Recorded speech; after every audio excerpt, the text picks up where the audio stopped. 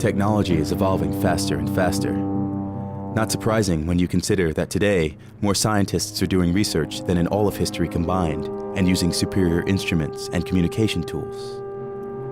New technologies like biogenetics, artificial intelligence, implants, and nanotechnology have advanced vastly in the past few decades. These various technologies seem now to be converging towards one goal: to overcome human limits and to create new, higher forms of life, to create something transhuman. Robert Anton Wilson has been calculating this acceleration of knowledge. He calls it the jumping Jesus phenomenon. The jumping Jesus phenomenon is my name for the acceleration of information throughout history. I first heard of that from Alfred Korzybski, a Polish mathematician who invented a scientific discipline called general semantics. And Korzybski noted that information was doubling faster and faster every generation. And he said we got to be prepared for more and more change. We got to train ourselves to be less dogmatic and more flexible so we can deal with change. He took the unit at 1 AD as his basic unit to calculate how long it took for the information available to human beings to double, and it took 1,500 years, which brought us up to the time when Leonardo da Vinci was in his 40s and the Renaissance was at its height. I decided to call this unit a Jesus. So in 1 AD we had one Jesus, in 1500 we had two Jesus. The next doubling only took 250 years. You can see the acceleration factor. And by 1750 we had four Jesus. The next doubling took 150 years, and by 1900 we had 8 Jesus. The next doubling only took 50 years, and by 1950 we had 16 Jesus. By 1960, in only 10 years, we had 32 Jesus. By 1967 we had 64 Jesus, and by 1973 128 Jesus. And the latest estimate I've seen by Dr. Jacques Vallée, a computer scientist, is that knowledge is doubling every year. But I heard that, about 5-6 years ago. I saw something on the net recently. Somebody estimated it's doubling about twice a year now. Obviously, if we're experiencing more change now in a year than we previously experienced in 1,000 years, we can propagate that trend into the future and see that a day will come when we will experience more change in an hour than we have experienced in the past 20, 30,000 years. A situation like that is unimaginable, so we call it a singularity, a place where the normal rules of modeling break down. Modern religions have anticipated the singularity by calling it the eschaton, or the end of time. Technological communities have anticipated the singularity by thinking in terms of artificial intelligences or something like that. In whatever form it takes, we seem to be on the cusp of a dramatic evolutionary leap into a deeper order of complexity than biology or biology plus culture has been able to provide. We're on the brink of something truly awesome and unknown.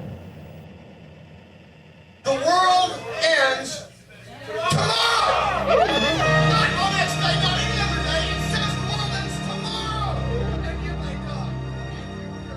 I want you to know. A future where knowledge evolves at infinite speed. It is clear that no regular human being will be able to keep up with this acceleration. This is the year. Are you ready? Are you ready for the midnight cry? There's no way you can this year. Some futurologists anticipate that species of higher intelligence will at one point take over further progress. Only but a few days left you so-called white people.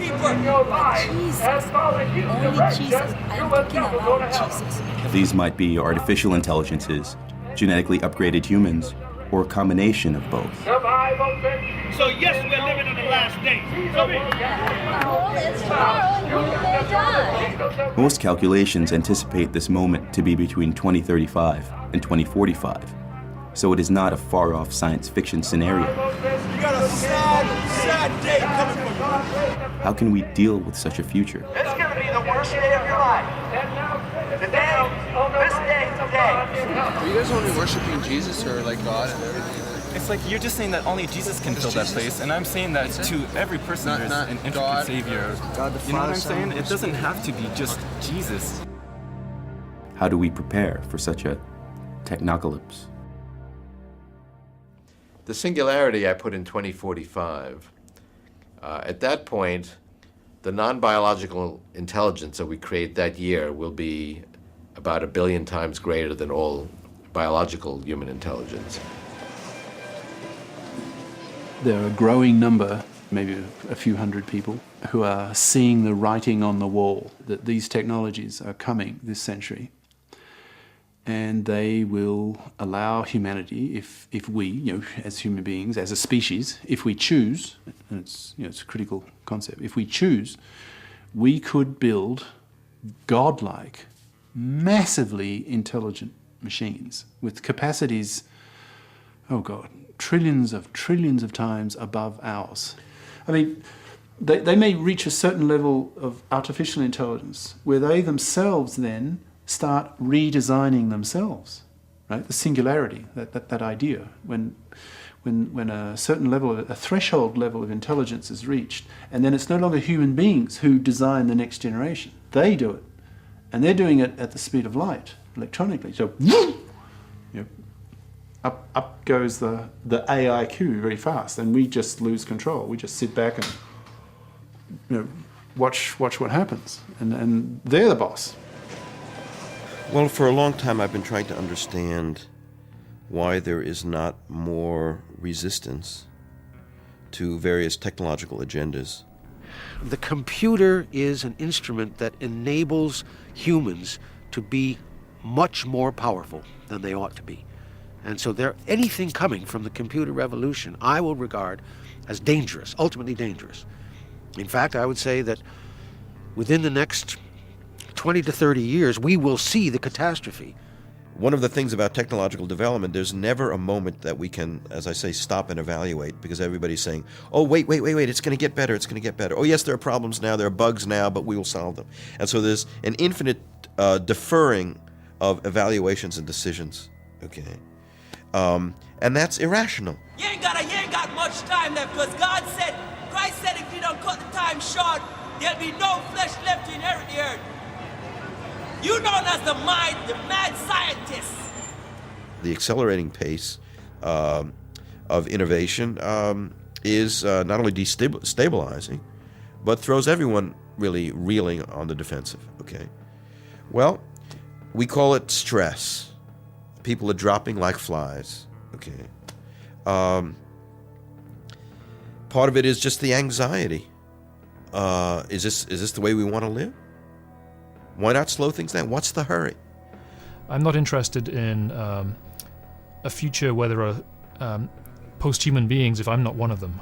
I want to be there. It's very important to me that I live and thrive in the future, not just to think about some robots taking off into space. I want to be there. They could take advantage of intelligence theory and wire up their circuitry in a way that make them Einstein plus, right? So they could be incredibly smart. They would be like gods to us. Human beings with our puny little brains. There are two things that are infinite: the universe and human stupidity. The human species is one that has a brain that's already too big. And now we have in the computer something that extends the power of that brain almost limitlessly. The machines are not the problem. It's the monkeys behind the machines that need to be addressed. We're all stupid. We don't think very well. We can't remember more than about 7 numbers in a row before our brain gives up. We have very bad short-term memories. We can't think of long chains of reasoning without forgetting where we started. That's all design defects as far as I'm concerned. So is that an enhancement to improve that, or is it repairing a defect? It doesn't really matter. We should be using technology to make ourselves better. I am convinced that these technologists at MIT, in all their fancy laboratories up there, and artificial intelligence are correct when they say that the question in another 50 years will be whether the machines want to keep us around as pets or not. Who is to say that for whatever reason, sometime in the future, those Artalics may decide, those human beings, the pests, right? They are so inferior to us. They get in the way. They're eating up our resources that we need, whatever, taking up our atoms that we need to go bigger and bigger and bigger. I don't worry, well, I do worry, but I'm not overly concerned about the possibility that they will race ahead of us and, if we're lucky, treat us as pets. I think more likely what's going to happen is that we will become increasingly integrated functionally with our technology, with our computers, with our robots. And rather than it being a them and us situation where they're the ruling class and we're the poor serfs underneath, I think we'll be much more integrated. Well, that is the most tricky question. Are we going to retain the monkey meat? Are we going to hang on to the body and through the body have a connection to the rest of animal nature? Or are we going to become disembodied streams of electrons moving in virtual realities that are contained entirely in circuitry? I think this will probably go both ways. There will be fundamentalists who want nothing to do with technological transformation, and there will be utopians who won't be able to get enough of it. This is probably the moral frontier where we each personally must make a stand. How much of the new technology and its reality redefining qualities do we want to take into our own lives? We will have cyborg bodies, we will have augmented bodies, we will automorph ourselves into whatever vehicle keeps us in existence for the longest period of time with the most pleasure, the least pain, and the most ease, the most elegance. Everything that you need, everything. Spiritually, emotionally, financially.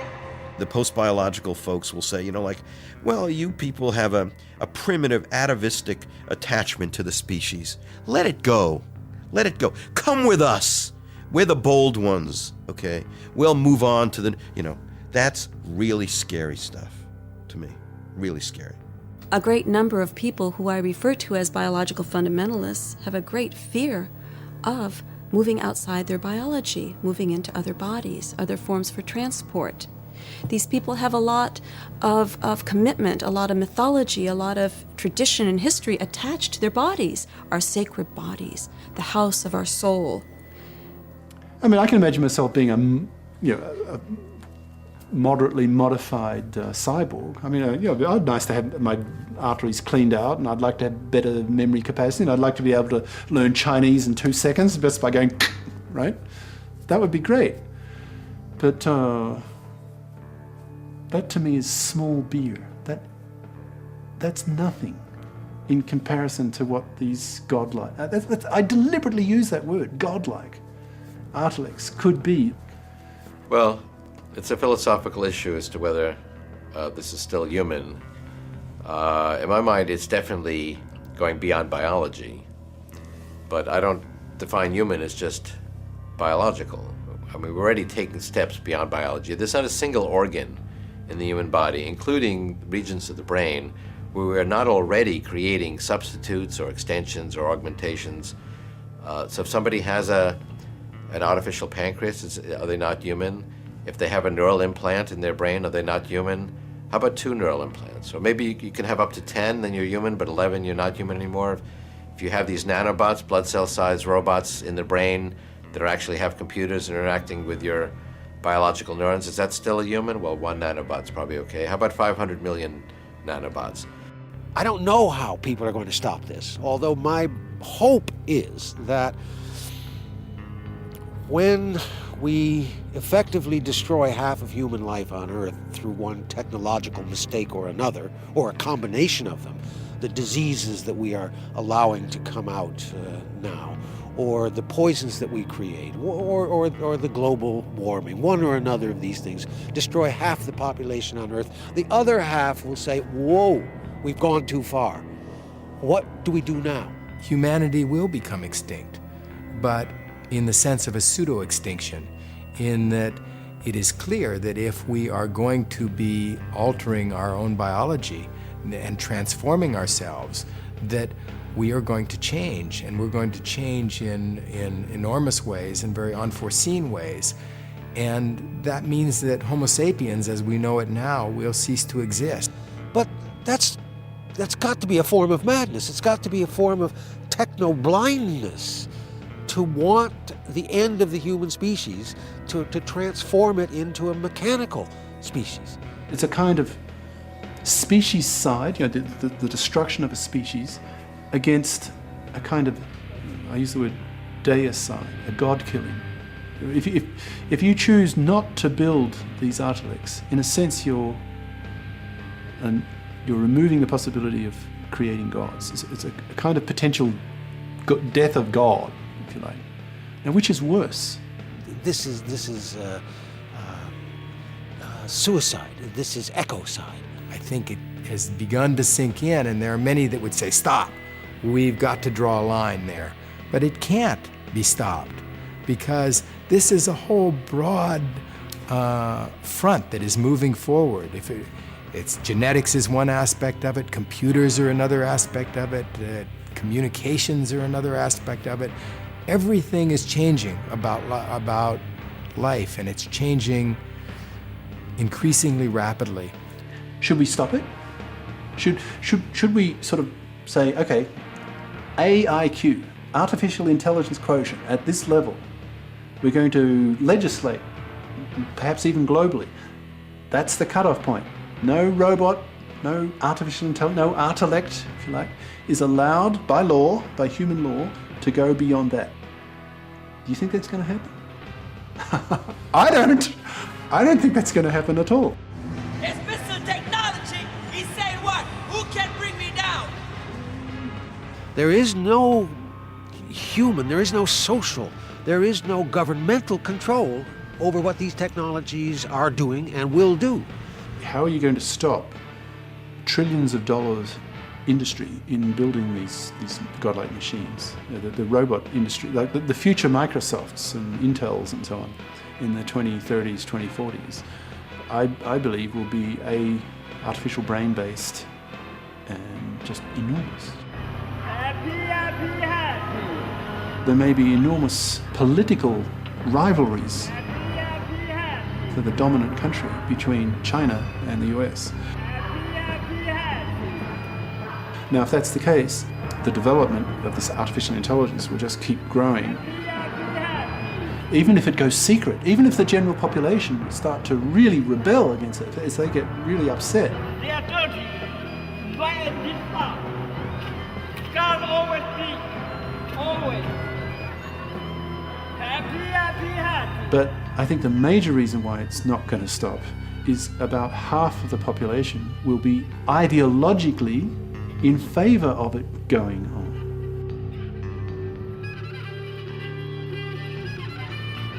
That's why the so-called white man put up himself as God, saying what? If there has to be a God, I am. We are going to become gods. Period. If you don't like it, get off. You don't have to contribute. You don't have to participate. But if you're going to interfere with me becoming God, you're going to have big trouble. Then we'll have warfare.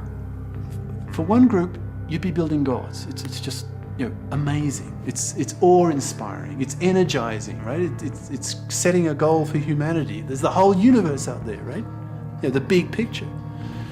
And on the other hand, the potential risk of seeing the whole human species annihilated by these superior creatures who could just... And you did what you wanted when you wanted, because you thought you were God. You tore down God's boundaries, you tore down God's rules, and you made up your own rules. only way you can prevent me in this 50 or is to kill me. If you kill me, I'll kill you. I'm anticipating the most passionate war that has ever been. We're not talking about the survival of a tribe or a people or a country. We're talking about the survival of a whole species. So the passion levels will be extreme.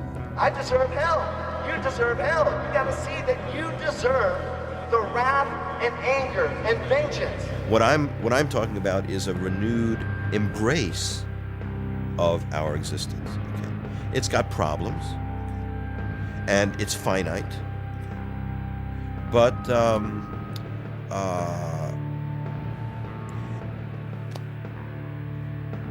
I'm not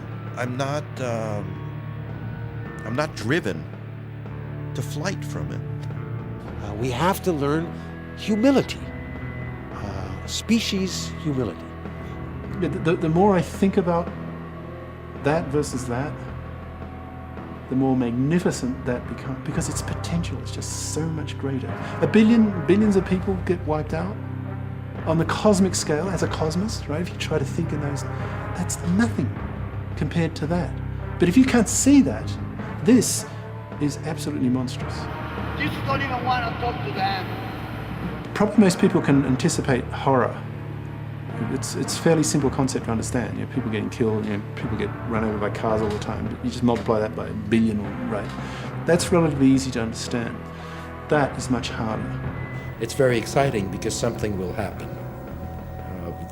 Without that, nothing will happen, and maybe we'll have a civilization that lasts for 1 million years and does the same thing every day.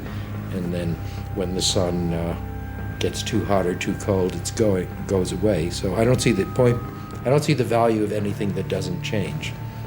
You're saying in X number of thousands of years the sun is going to explode, and so we have to prepare for it now. Okay. And I say, well, okay, that's interesting, but how about preparing for the essentially toxic shock of our planet today? Or if you walk around, you see a lot of people with no housing, no place to live, not enough food. So the explosion of the sun can wait. Only a fool is gonna pollute the water that his own damn kids have to drink. Only a fool is gonna what? It's gonna pollute the air that he have to breathe. This is a moment in time where for the first time we can truly imagine feeding everyone.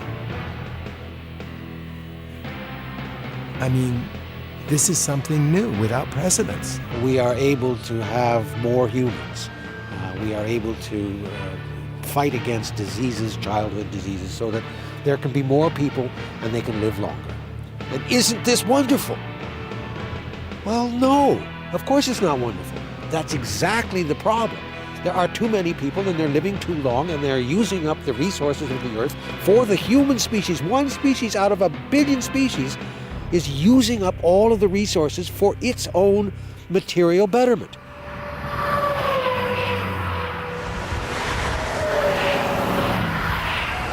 Every moment that I speak, another species is being extinguished.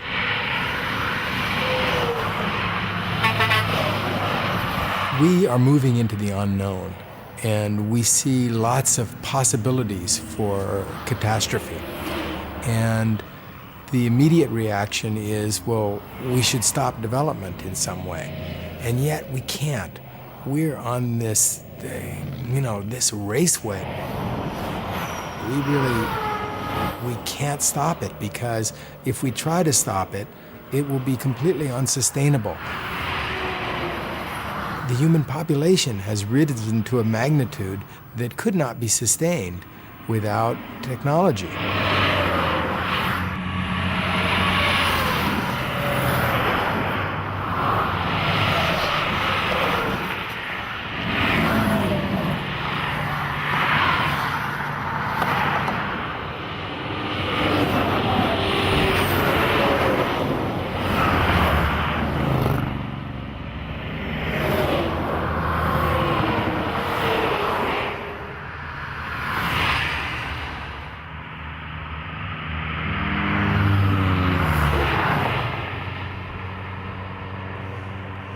Well, I can tell them what we do now. We establish small communities with small technologies. It's very simple.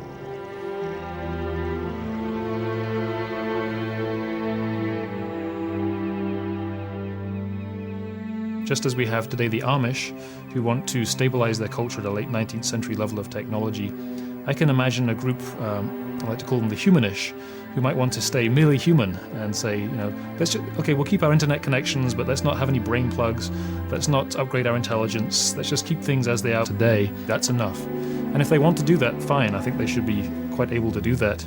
But most of us, I think, will see the advantages of living longer, getting smarter, refining our emotions and our personality. You can't go back and you can't stand still. If the thunder don't get you, then the lightning will. We've been traveling this technological path for 15,000 years. It's a little late to now rear up and try and turn in a new direction. Our hands, our minds were made for the manipulation of matter and the creation of technology. So I embrace it. I think the future is marvelously exciting and bright.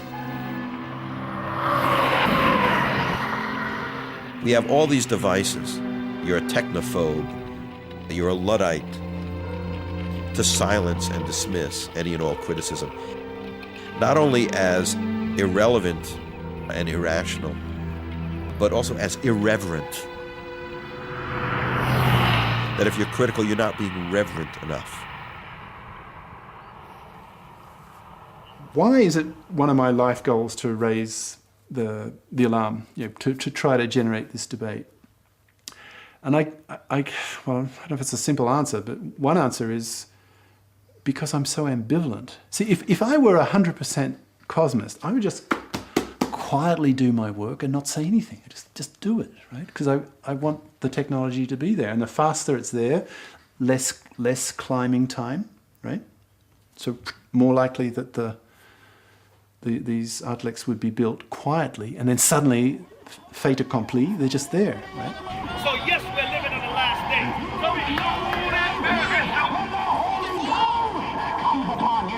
I think we need to downplay the caution and move ahead faster. You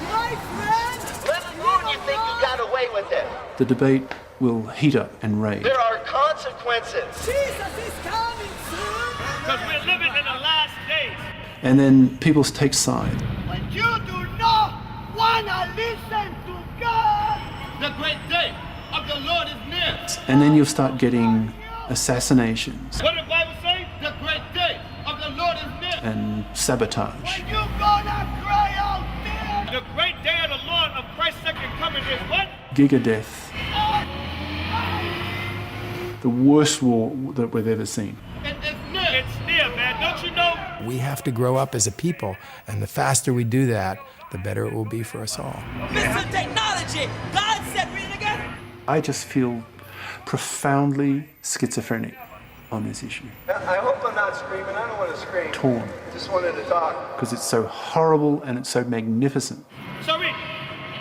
The great day of the Lord is near. It is near.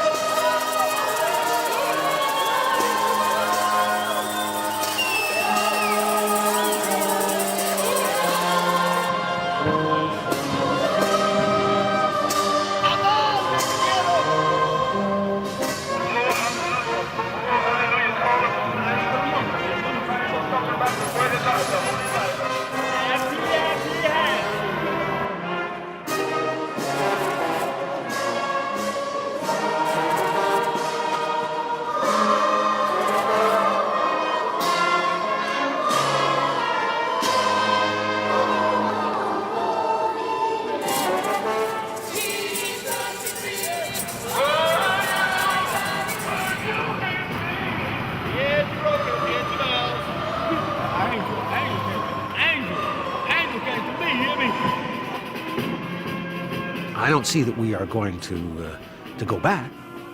You don't have that choice. that we're going to be able to stop this. Are we going to stop all this? Are we going to deny the creation of all this magnificence? You don't have that choice. All this incredible stuff that may be coming in the future? And you don't even deserve it. That's a tragedy. That would be horrible if we did that. Hallelujah, that's what it's all about. They could go anywhere. They would be immortal. They would be immortal. You will be joyful. You get to live with God forever and ever and ever and ever and ever. It's good. It's very curious. That is, we're not able to be rational about this presumably most rational of activities. If nature is holy, anti-nature technology must be the devil. Get it, devil. I got a message with God, you hear me? I got a message from God to give to y'all. All y'all.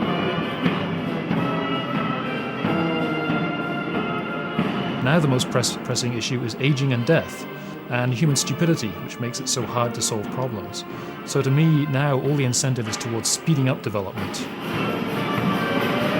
And it could come this very second, suddenly.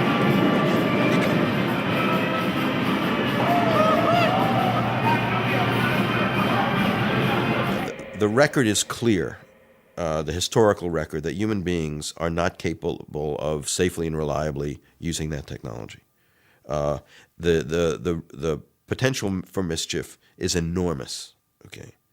And unless human beings somehow reinvent themselves. Look, I think the solution for us today is the same as it was for the Luddites.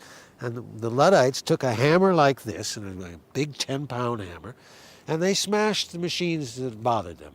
And this is a machine, I think, that bothers me and bothers our life and will destroy our life. Here's what we should do. And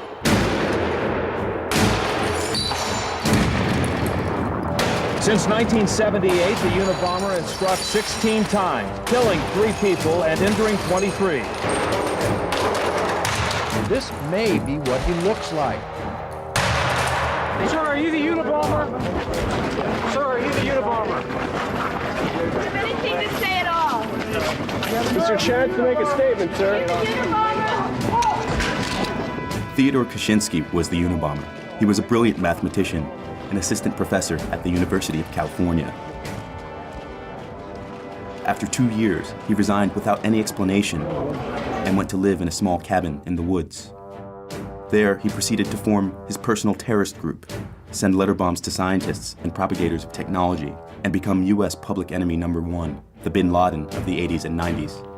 In his manifesto, published by some major newspapers, he fulminates against modern society. He says that the proponents of modern technology are naive in their optimism. If scientists succeed in making intelligent machines, he says, the fate of the human race will be at the mercy of the machines. Kaczynski maintains that the bad and good aspects of the industrial technological society cannot be separated. Therefore, he declared revolution on modern society. The destruction of the system must be the revolutionary's only goal. The factories should be destroyed, technical books burned. The alternative proposed by Kaczynski is going back to nature. He calls it wild nature, because he understands that this also means giving up social justice, modern healthcare, and welfare. I'm convinced that what the Unabomber was saying, a lot of people think. He took it another step further, and as he says in the manifesto, in order to be heard, I had to kill people, okay, or we, because the manifesto was written as if it were a group. We had to kill people. Well, that's a horrible thought, but it's also true. How do we create the space and the attention to these issues? Okay, Kaczynski did it by killing people. Well, maybe there are better ways of doing that. Okay, I don't know. What can we expect in the coming decades? The prospects of technology appeal to people's deepest fears as well as to their highest hopes. A rational debate about the future seems no longer possible. In fact, such discussion, by definition, is beyond our human capacities. Aren't we still too human to be prepared for becoming transhuman? It is an enormous privilege to be alive right now and to be a part of this movement. And it's a very difficult time. I don't deny that at all. I look at it more as a birth pain. that here is this change that's occurring and we're coming down the birth canal and there's blood around and it's a difficult process, but it's a birth that is occurring. It's not a death. And I think that when future humans look back on this era from several hundred years in the future, they will not remember this time as one when we squandered the resources of the planet, when we destroyed our planet, essentially. They'll look at this as an extraordinary moment in time when we developed the basic technologies, the basis for their societies. We developed genetic engineering, the ability to basically rework our own genetic blueprint, which is something unprecedented. It's never happened in 3.5 billion years of history. We began to move out into space. For 3.5 billion years, life, all of life, has been constrained to this thin film on the surface of the planet. And now, quite suddenly, in just an instant in time, we're moving out towards the universe. And the third thing that has occurred in our era is artificial intelligence, computers. Suddenly, non-living material is beginning to achieve a level of complexity that rivals that of life itself. So these are three things that are absolutely unprecedented in the history of life, and they're occurring now. And is it any surprise that this is something that is jarring and shaking up the environment and causing extinctions? This is going to provide the basis not just for the next 100 years, but for thousands of years, tens of thousands, if not millions of years. And I see a long future stretching out ahead. Some people are already preparing to become part of this transhuman era. One of them is Terence McKenna, an ethnobotanist who studied shamanism in the Amazons. According to McKenna, to get ready for a future life where we will live uploaded in computers, we must first prepare ourselves mentally. The best way to do so, he believes, is through the use of psychedelic drugs. In a sense, this historical crisis, or this singularity that we're approaching, is like a transition from a low-dimensional world, say a world of 2 or 3 dimensions, to a world of 4, 5, or 6 dimensions. This is what I believe actually happens to a human brain-mind system under the influence of psychedelics. So in a way, the best practice for the approaching singularity is the repeated dissolving and reconstituting of one's personality through the use of psychedelic substances. This is one of the most interesting new psychedelics in the world. This is Salvia divinorum, and it is definitely one of the plants which will shape the next few decades of the new millennium. This is a coleus. It's ironic that these plants, which have been in our kitchens and in our windowsill flower beds for generations, turn out to contain psychoactive compounds as powerful as any known to science. These are not particularly interesting in terms of drugs, but they're certainly bizarre. When I take psychedelics, I always do it in a shamanic style, usually at night, usually alone, in nature if possible, and then I watch.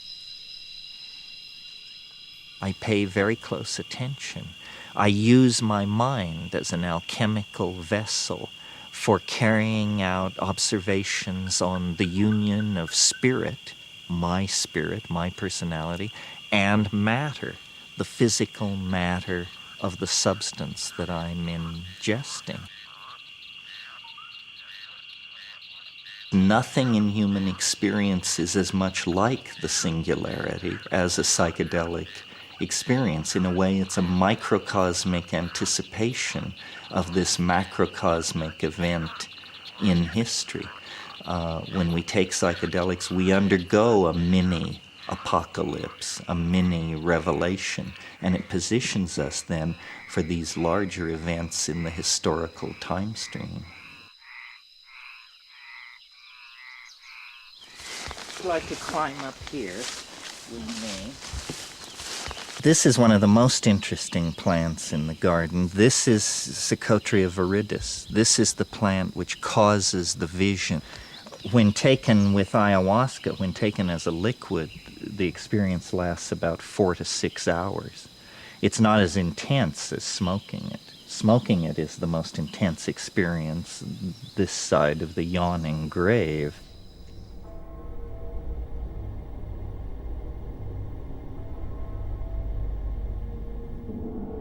When you can see the future, it is a very difficult thing to deal with the idea that we are, in fact, one of the last generations that will live a normal human lifespan. And there's a tendency for us, therefore, to want these things to occur more rapidly than they may actually occur. This is the #1 intellectual challenge, namely, you get to rejuvenate yourself. Now, how much is that worth? That's worth a great deal of money. As a matter of fact, when you get people my age, it's worth all the money that they have. I don't think people live long enough right now. It takes 50 years to understand modern mathematics. We're into life extension. Bottom line, we don't want to die. It's not a question of will we, it's a question of when will we have in our hands the interventions at the molecular level, at the genetic level, that will truly extend the human lifespan, perhaps hundreds of years into the future. The only thing that you have to do is stay alive. That is all you have to do. I'm not sure what methods are actually going to work, but if you and I are going to live until those methods become available, we had better do everything that we can to protect ourselves by making sure that we have a healthy lifestyle. And that includes eating the proper foods, taking your vitamins and mineral supplements, and it includes exercise. And everybody needs to have approximately a half hour a day of exercise, and stress reduction, because stress is another way that you can certainly reduce your lifespan. Doing those three things in different ways are a critical part of what I call the bridge plan, the plan or recommendations that you need to adopt in your life in order to bridge yourself from where you are now until the time in which all of these wonderful scientific medical interventions will become possible. Some people say, if we live for 1,000 years or even 200 years, we will have nothing to do, we will get bored, and it'll be pointless. And I say, well, first of all, how do we know? Maybe we'll get bored, maybe we won't. And if we do, we can always just stop taking the medicines, or we can, jump off a cliff or whatever. But no, how do we know? We should do the experiment. But the second thing that I say is, well, subjectively, if I look at myself, how could I possibly ever get bored of punting? I mean, what can be better? What can possibly be better in life than just strolling down the river with a beer in one hand and a pole in the other hand? I could live for 1,000,000 years and I would never get bored of doing this. Of course, some people will not be able to live long enough to benefit from these therapies. Some people who are already much older than me, for example, much older than you, have no chance, really. I am 42. I think I have some chance of living long enough to live forever, but I have a good chance that the science will go more slowly, and so it will not be good enough. So I think that anyone who is interested in living a long time should think very seriously about cryonic preservation. Here's our tanks. Cryonics. There's experimentation now with the possibility that a body might be frozen and revived. If the frozen traveler awakes, what will he find? The advance of science tempts us to speculate on the nature of the world which lies ahead. They told a little bit about the basic idea of cryonics, and it seemed like a great idea. I think it's pretty cool. Like, you die and you come back and you can see whatever happened in the future. For me, I feel like it's just a waste. Maybe I'm a woman, so that's the way. Cryonics is a procedure by which people are frozen shortly after death in the hopes that the information that is encoded in the brain will be usable in order to reconstitute the person sometime in the future.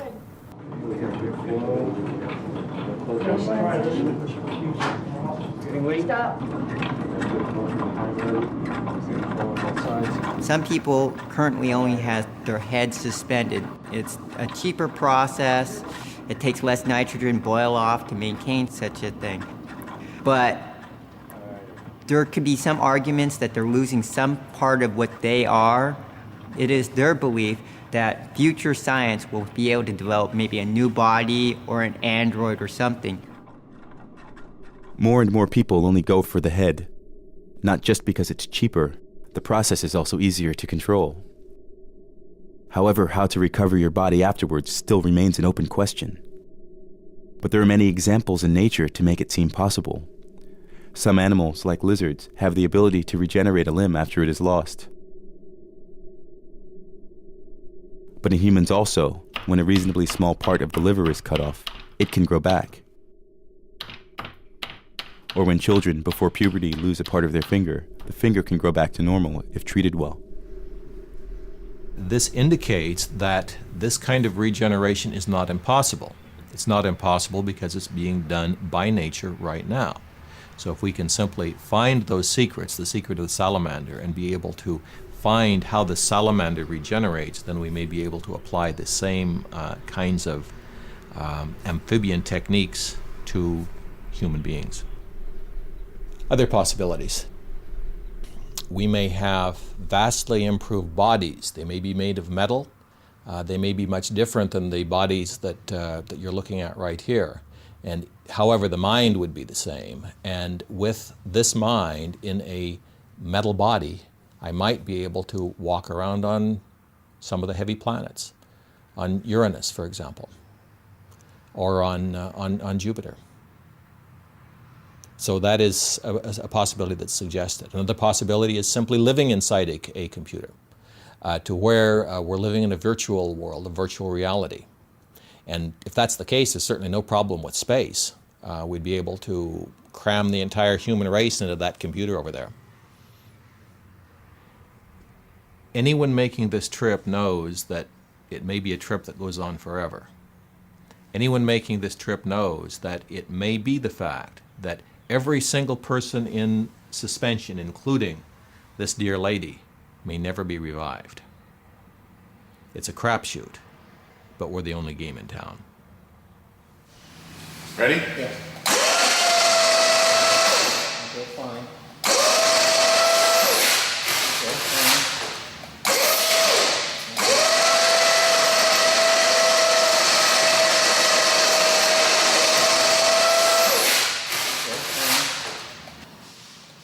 You guys are not going to get to see the very bottom tanks.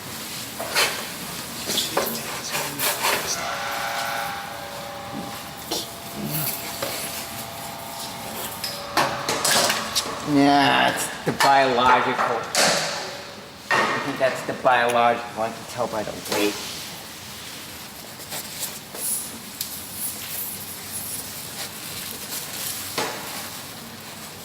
Yeah. Sorry. Not there. It seems obvious this is the way to go.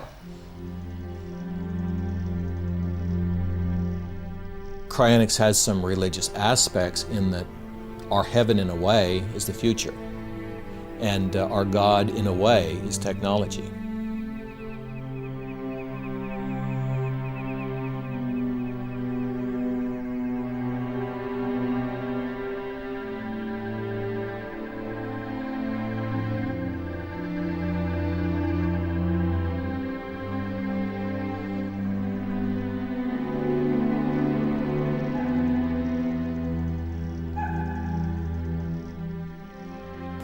One of our Associates suggests a program where you send a bunch of volunteers into the rainforest.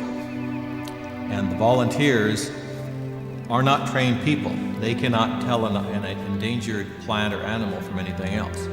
But what they do is they do grab bag fashion.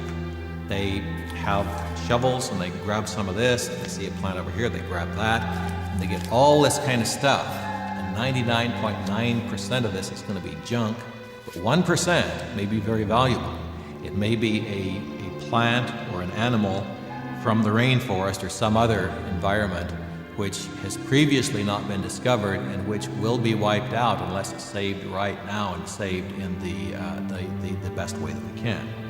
I would love to have whole ecosystems stored in some of the vaults that the American Cryonic Society is constructing in out-of-the-way places in order to time machine forward some of the library of life from the 20th century.